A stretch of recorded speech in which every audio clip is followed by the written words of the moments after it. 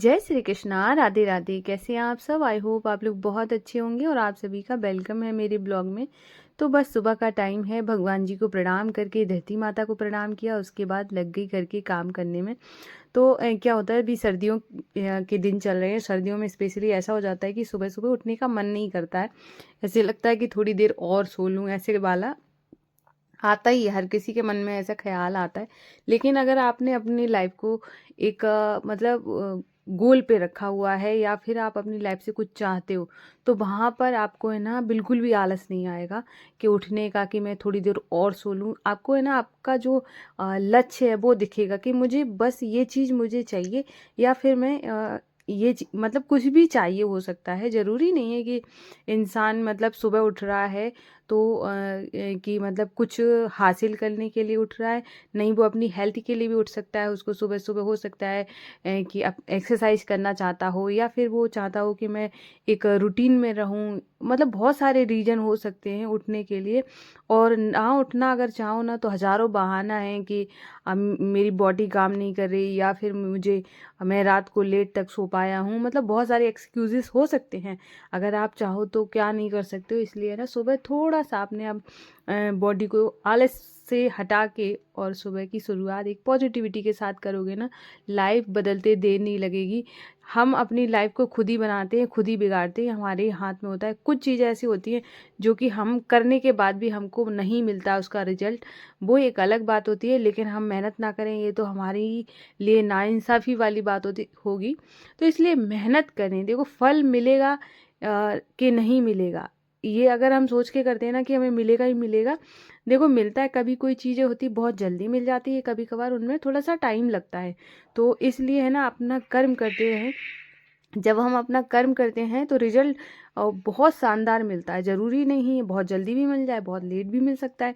तो इसलिए बिल्कुल बेफिक्र होकर अपना कर्म करते रहें, और अपने आप को थोड़ा सा मतलब आलस से हटा के और एक पॉजिटिविटी के साथ, एक एनर्जी के साथ अपने दिन की शुरुआत करें। अपना पूरा दिन फुल मोटिवेट रहें कि बस मतलब जो मैं कर रही हूँ या मैं जो कर रहा हूँ बहुत अच्छा कर रहा हूँ, और इसका रिजल्ट मुझे बहुत जल्दी बहुत अच्छा मिलने वाला है।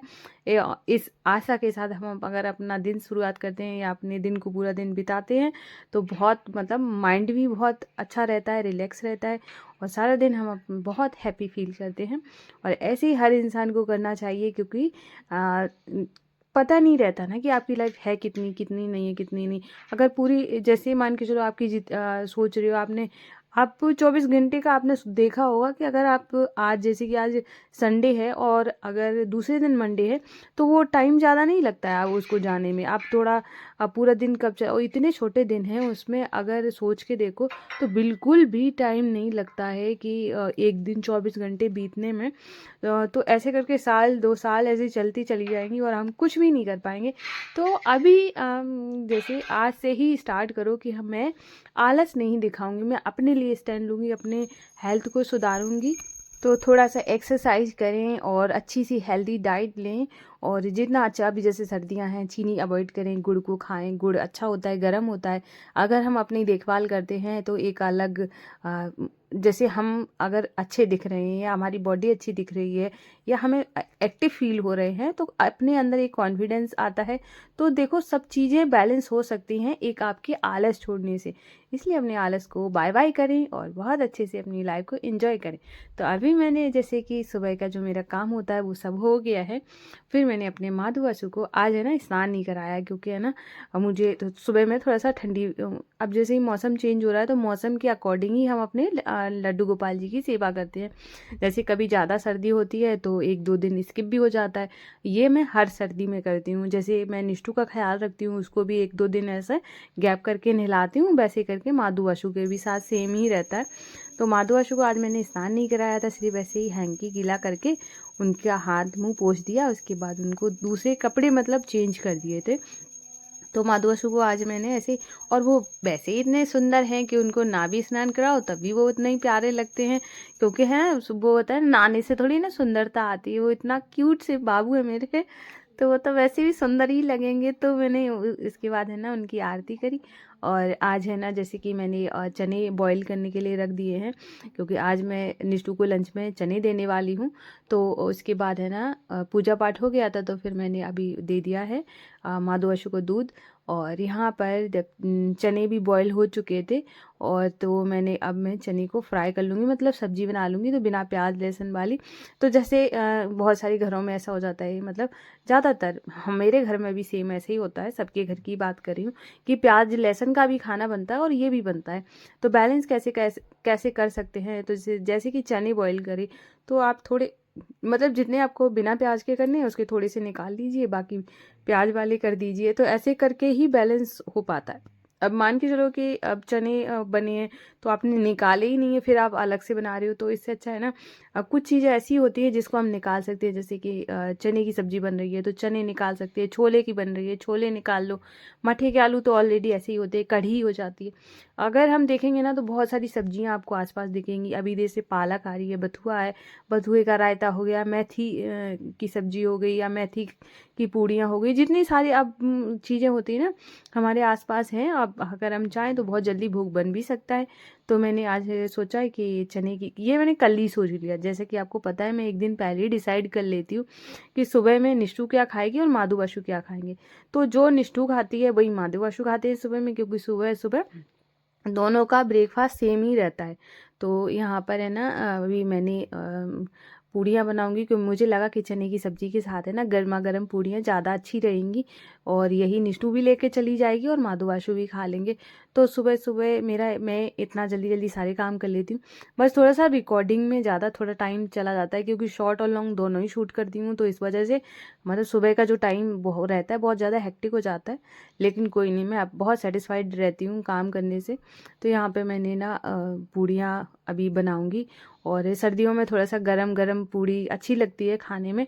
और सबसे ज़्यादा तो मुझे बनाने का बड़ा शौक़ है। मुझे लगता है कि जब मैं बनाती हूँ, और स्पेशली जब भोग बनता है और मैं चाहती हूँ कि मैं तरह तरह का बनाऊँ, तो मुझे बहुत ज़्यादा शौक़ है बनाने का, कि कभी कुछ बना रही हूँ कभी कुछ बनाऊँ। मतलब ऐसे लगा रहता है कि निष्ठू माधु अशु एकदम खुश रहें।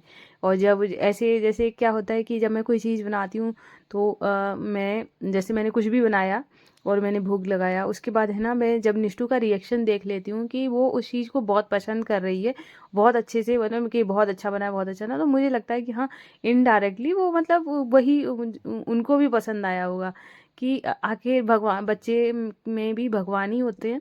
तो इस वजह से मुझे मतलब उसका रिजल्ट तुरंत ही पता चल जाता है कि अच्छा बना है कि ख़राब बना है। तो यहाँ पे है ना मैंने दोनों थाली रेडी कर ली हैं, माधु अशु की और भगवान जी के लिए। और यहाँ पे ना मैं बहुत प्रेम भाव से अपने माधु अशु को भोग लगाऊंगी। तो एक तुलसी दल के साथ होती है, एक बिना तुलसी दल के साथ। तो यहाँ पे बहुत प्रेम भाव से मैं अपने माधु को भोग लगा दूंगी। और ये नहीं, ज़रूरी नहीं होता है कि आप प्याज लहसुन का खाना बनाएंगे तभी टेस्टी बनता है, नहीं, वैसे भी बहुत टेस्टी बनता है। और जो प्रभु को अर्पण हो जाता है जो भोग, वो तो फिर अपने आप में बहुत ज़्यादा टेस्टी हो ही जाता है। तो जब तक है ना वो होता है, भोग लगता है, मैं तब तक है ना माला जाप कर लेती हूँ, या मैं सुबह कर लेती हूँ, मतलब ये दोनों टाइम में मैं कभी भी कर लेती हूँ। तो मेरा सब काम हो गया था, भोग वगैरह मैंने सब उठा लिया था। उसके बाद मैंने भोग खा भी लिया है, क्योंकि निष्ठू तो खा के चली गई थी, और जो भोग होता है वो मैं या निष्ठू में से ही कोई खाता है। तो इसके बाद मैंने भोग खाने के बाद फिर मेरी बारी आई मंदिर की सफाई करने की, क्योंकि मंदिर एक ऐसी जगह होती है जो आपके घर की जान होती है।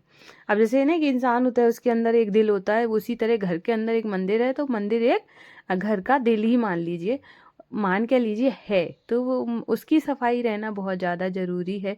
और मैं टाइम टू टाइम सफाई करती रही। मुझे ऐसे लगता है माधु वाशु के पास है ना स्मेल वगैरह नहीं आनी चाहिए। और मेरे घर में चूहे हो गए हैं, छोटे छोटे से हैं, बड़ा नहीं है चूहा, लेकिन मुझे ऐसे लगा रहता है कहीं पर भी कुछ भी गंदगी दिख जाती है, फिर मेरा बहुत ऐसे लगा रहता है माधु वाशु के पास कहीं बदबू नहीं आ रही हो, कुछ नहीं, मतलब ऐसे।